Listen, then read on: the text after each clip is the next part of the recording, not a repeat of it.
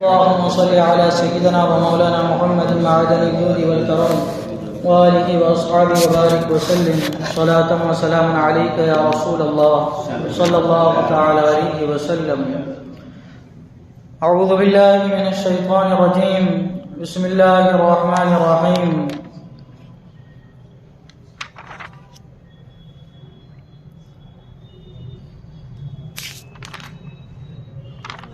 إلا تنصروه فقد نصره الله إذ أخرجه الذين كفروا ثاني اثنين إذ هما في الغار إذ يقول لصاحبه لا تحزن إن الله معنا فأنزل الله سكينته عليه وأيده بجنود لم تروها وجعل كلمة الذين كفروا السفلى وكلمة الله هي العليا والله عزيز حكيم.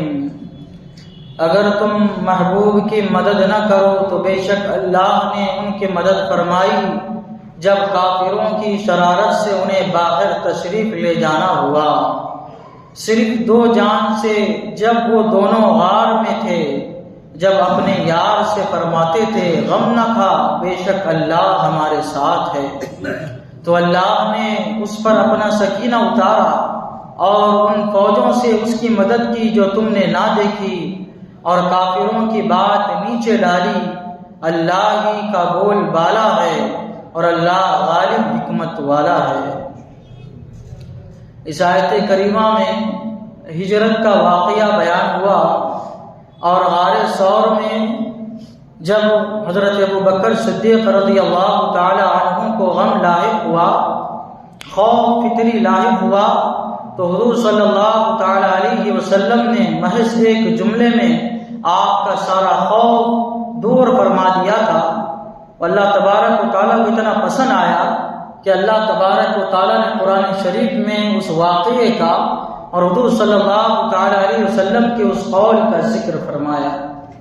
ہجرت کا واقعہ کچھ یوں ہے کہ جب مکہ شریف میں مسلمانوں پر بہت زیادہ ظلم و ستم ڈھایا جانے لگا تو حضور صلی اللہ تعالی علیہ وسلم نے مسلمانوں کو ہجرت کرنے کا حکم فرمایا. مسلمان دھیرے دھیرے مکہ شریف تھے دوسرے ممالک میں شہروں میں ہجرت کرنے لگے، یہاں تک کہ سارے مسلمان چلے گئے.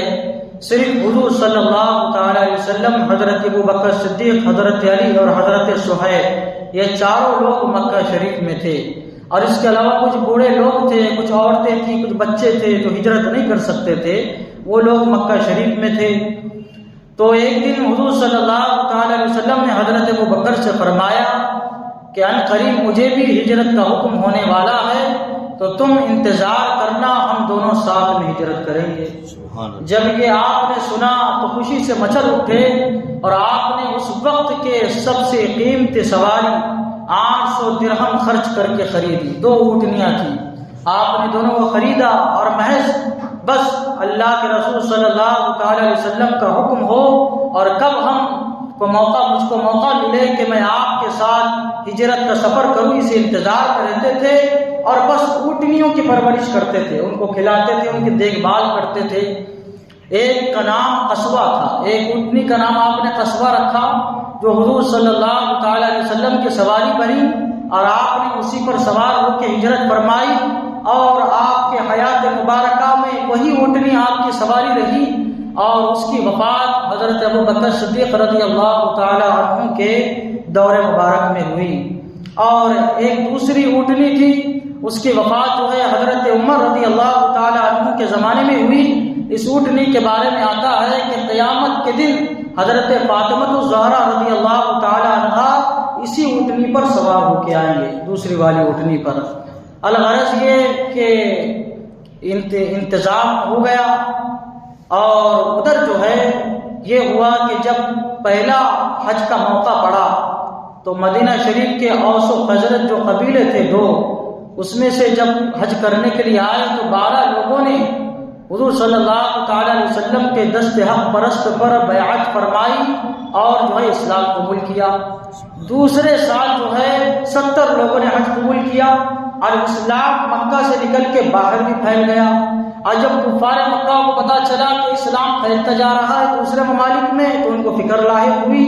انہوں نے ایک میٹنگ بلائی جس میں سارے سرداروں کو بلایا گیا دارالندوہ مشاورتی میٹنگ کا گھر تھا، اس میں بلایا گیا تو اس میں شیخ نجدی ابلیس شیخ نجدی کی شکل میں آیا۔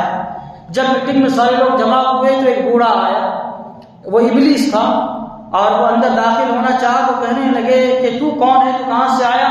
تو کہنے لگا میں نجد کا شیخ ہوں، میں نے سنا ہے کہ یہ میٹنگ ہونے والی ہے اور میں تم کو مشورہ دینے کے لیے یہاں پہ حاضر ہوا ہوں، اور تم مطمئن رہو، میں تم کو مشورے سے نوازوں گا، تم مطمئن رہو گے۔ انہوں نے اس کو اندر آنے کی اجازت دی، میٹنگ ہوئی، مشورے ہوئے کیا کرنا چاہیے۔ کسی نے کہا کہ قید کر دینا چاہیے، کسی نے کہا ملک در بدر کر دینا چاہیے، کسی نے کہا کہ قید کر دینا چاہیے، کھانا پینا بند کر دینا چاہیے۔ جو شیخ نجدی ابلیس تھا سب کے مشوروں کو نکار دیا۔ آخر میں ابو جہل بولا میں ایک مشورہ دیتا ہوں، سنو۔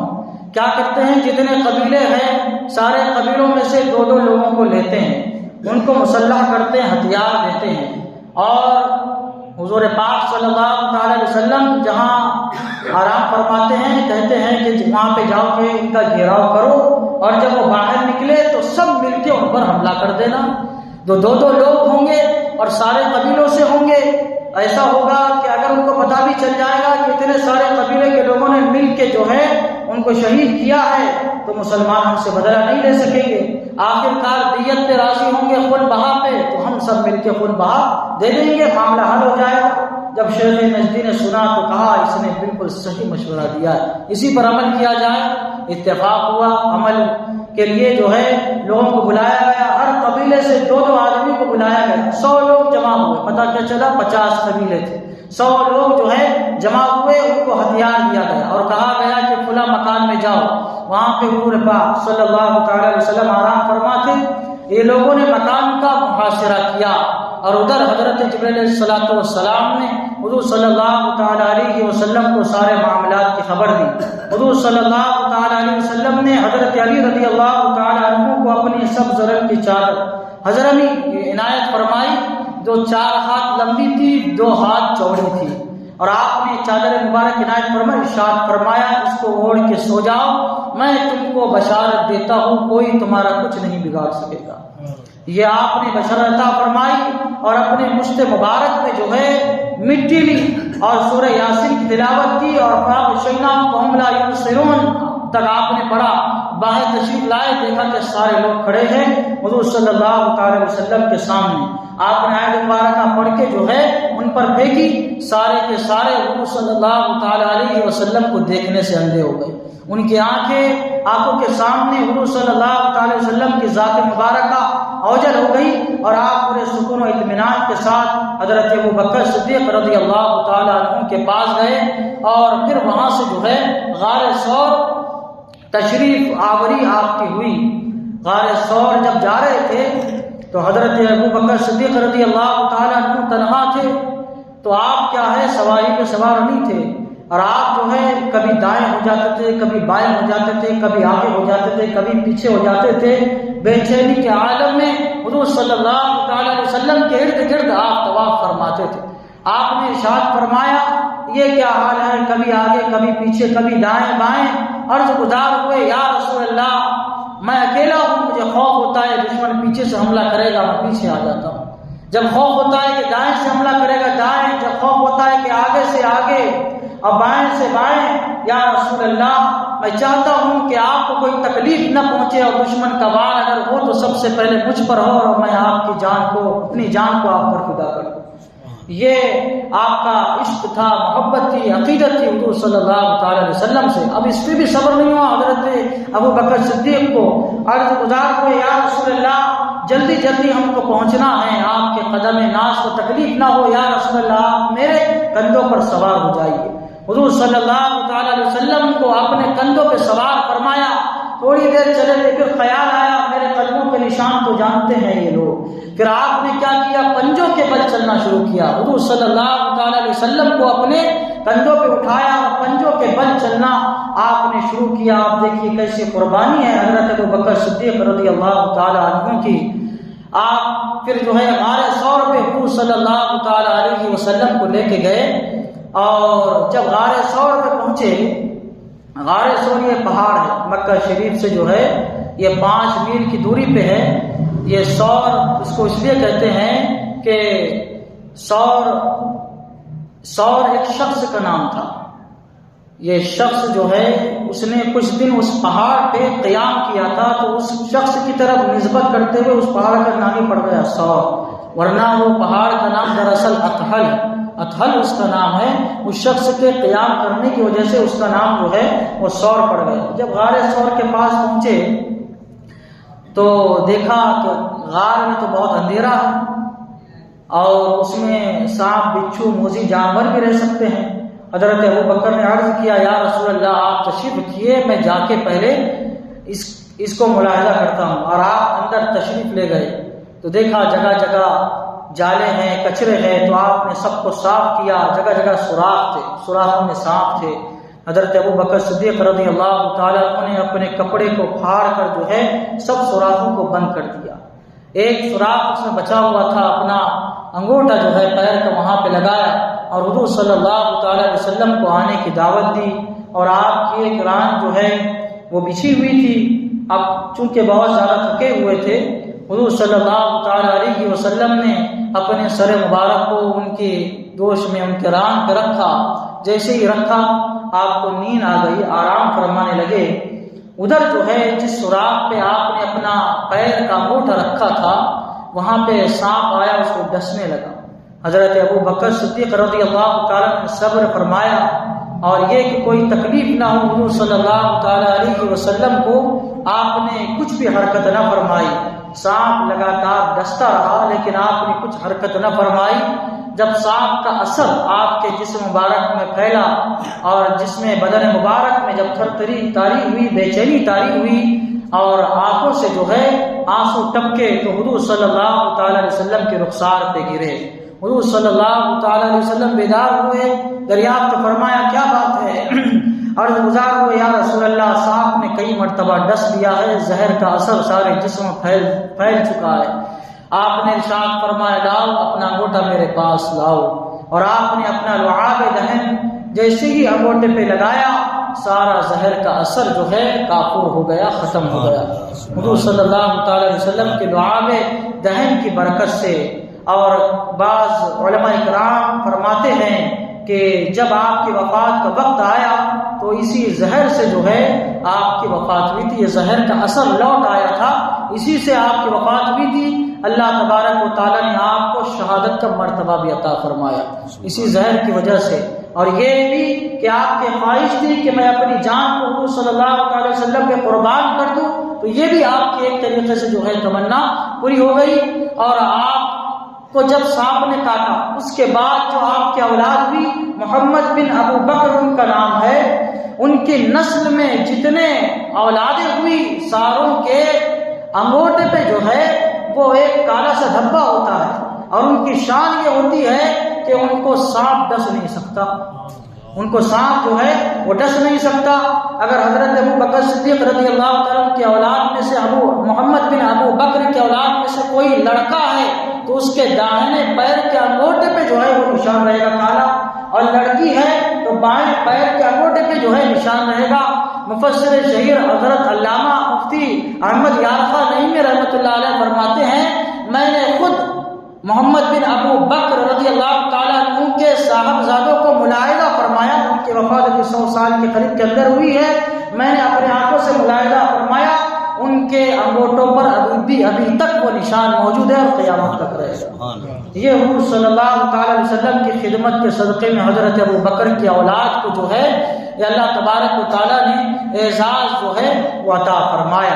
الغرض یہ کہ غار میں رہنے لگے تو اس وقت ایسا ہوا کہ یہ لوگ تلاش کرتے ہوئے غار ثور تک پہنچ گئے. امیہ بن خلف اس میں سے تھا اور اس کے ساتھ بھی اور لوگ تھے. کرز ان کا نام تھا. انہوں نے کہا کہ چلو یہ غار میں بھی دیکھ لیتے ہیں کیا ہے. تو امیہ بن خلف نے کہا کہ اس پہ تو مکڑی کا جالا نظر آ رہا ہے، اتنا پرانا نظر آ رہا ہے کہ حضور صلی اللہ علیہ وسلم کے پیدائش سے پہلے کا لگ رہا ہے. یعنی اس میں تاکید اس نے پیدا کر دی کہ کوئی سبیل نہیں، کوئی راستہ ہی نہیں ہے کہ اس میں سے حضور صلی اللہ تعالی علیہ وسلم گزرے ہوں اور کبوتر نے جو ہے انڈے دے دیا تھا، اگر اندر جاتے تو کبوتر کے انڈے جو ہے وہ پھوٹ جاتے، تو یہ اندازہ لگایا باہر سے کہ اس میں سے کوئی گزرا نہیں ہوگا اور کوئی اندر جو ہے نہیں ہوگا۔ تو جب یہ لوگ جو ہے غار ثور کے پاس آئے تھے تو حضرت ابو بکر صدیق رضی اللہ تعالی عنہ کی طبیعت نے بے ساختہ حضور صلی اللہ تعالی وسلم سے عرض کیا تھا کہ یا رسول اللہ ہم تو اب پکڑے گئے۔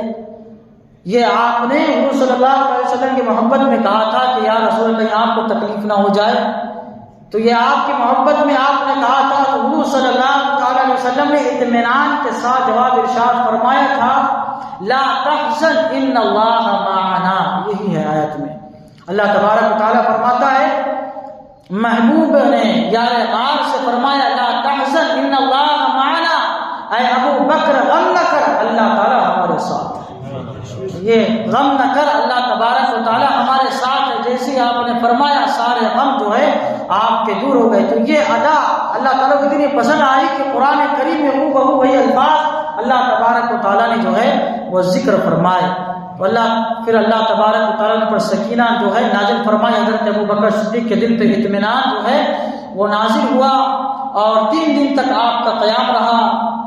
آپ کے غلام تھے حضرت ابو بکر، پہلے سے ہی انہوں نے متعین کر دیا تھا کہ تم غار کے پاس رہنا، بکریاں چراتے رہنا، اور میں ہمارے احوال کی خبر میرے لڑکے کو دینا۔ عبداللہ ابن ابو بکر ان کا نام تھا، اور ان کے نام سے روزانہ کھانا، ان کے گھر سے روزانہ جو ہے کھانا آتا تھا۔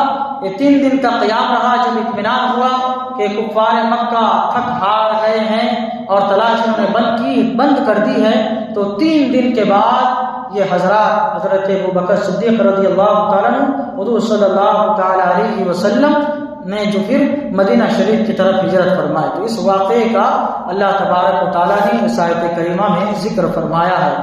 اگر تم محبوب کی مدد نہ کرو تو بے شک اللہ نے ان کی مدد فرمائی۔